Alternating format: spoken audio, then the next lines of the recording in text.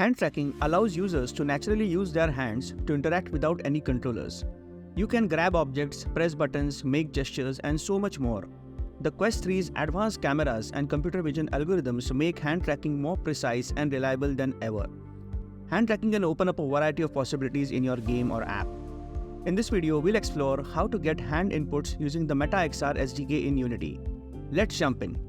So the hand tracking system is primarily built using several key classes including OVR hand, OVR skeleton, and a few others that manage input, rendering, and tracking.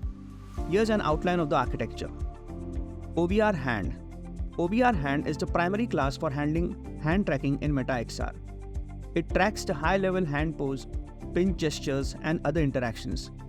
It interacts closely with OVR skeleton to map the skeletal structure of the hand and define positions. OVR skeleton. OVR skeleton provides access to the hand's bone structure and allows for precise tracking of individual bones and joints.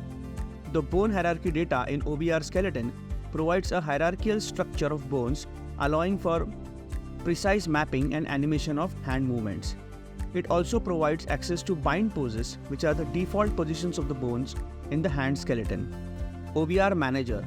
The OVR manager handles the overall management of the XR system, including the hand tracking settings. The OVR skeleton renderer retrieves the tracking information from the Oculus runtime, which includes the position and orientation of the user's hand joints.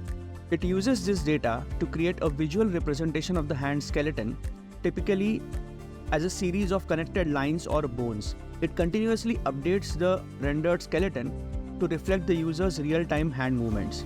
There is another component, the OVR mesh renderer, which is responsible for creating a visually realistic representation of the user's hand.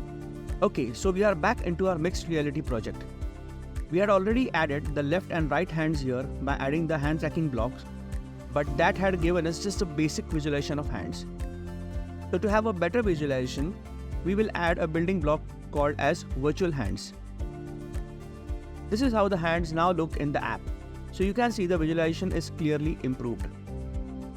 So virtual hands have also added these interaction blocks here, as you can see. Seeing your hands is great, but let's level up and actually do things with the hand tracking data provided by OVR hand and OVR skeleton classes. So I have prepared a script which can help you understand how to access hand tracking information and create a custom visualization as well as debug some hand data. So let's go through that script. At the top, there are public variables. We have references to the left and right OVR hand components. We also have references to the left and right hand OVR skeleton components, and there's a text mesh for displaying debug information. This script uses dictionaries to keep track of the joint game objects for each hand. This is a smart way to organize and access the joints quickly. In the start method, we call the create hand joint visuals function for both left and right hands to set up the visual representation of hand joints. In the update method, we call the update hand tracking function for both hands to update the positions and rotations of the visual joint objects based on the tracked hand data. And the update debug info function to refresh the debug text displayed in the scene. So let's go through these methods. The create hand joint visuals method, it takes an OVR hand, OVR skeleton, and a dictionary as an input. It iterates through each bone in the OVR skeleton, creates a small sphere game object for each bone, sets the sphere's parent to the hand's transform so that it moves with the hand, and adds the bone ID and the corresponding sphere game object to the provided dictionary. The update hand tracking method takes an OVR hand, OVR skeleton, and a dictionary as input. It checks if the hand is tracked. It iterates through each bone in the OVR skeleton, retrieves the corresponding sphere game object from the dictionary, and updates the position and rotation of the sphere to match the tracked bone's position and rotation. Then the update debug info and get hand debug info methods constructs a string containing debug information about whether each hand is tracked, the hand confidence level, the pinch strength of the index finger, whether the hand is making a pointing gesture like index finger extended, others not. And finally updates a text mesh component with this debug information. So let's attach this script to the game object and assign the relevant references.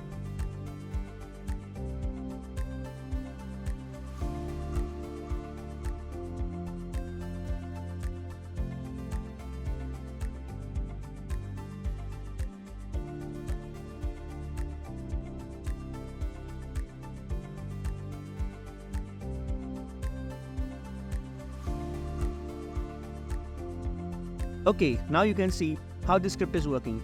All the bone joints can be seen with the spheres, and you can see how the hand is represented. So we are able to access the hand tracking data with this script. The script is super handy for working on hand tracking in mixed reality if you want to make direct access to hand bones and joints. You can find the link to this script in the description.